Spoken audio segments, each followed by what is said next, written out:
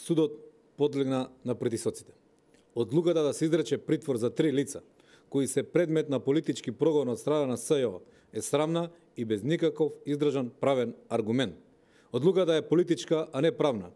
Медиумите под контрола на СДС ја најавија уште пред да биде официјално соопштена.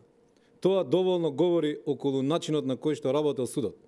Со ваквите одлуки се става крај на правната држава и започнува нарачаниот политички прогон. Ваквата одлука има само една цел. Таа цел е да се испрати порака. Или сите ќе клекнете на колена и нема да се борите за државните и национални интереси, или ќе завршите во притвор. Или ќе учествувате и ќе ги поддржувате конструираните и политички монтирани обвиненија на СЈО, или ќе завршите во притвор. Одлуките кои денеска ги донесе судот се без преседан. Луѓето на кои денеска им беше одреден притвор, изминатиот период ниту се обидува да бегаат, ниту на некаков начин ја обструираа истрагата.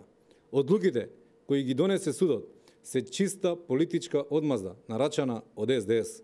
Судиите кои одлучуваа можеби мислат дека Зоран Заев во моментот е семоќен и вечно ќе има поддршката да нарачува кој е следниот што треба да биде на отстрел.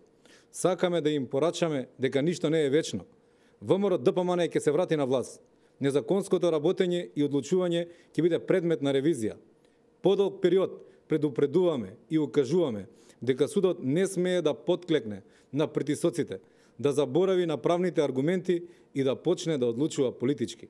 Дел од судиите го одбраа другиот пат. Оправдување за незаконското постапување нема и нема да има. Секој ќе сноси одговорност за собствените одлуки.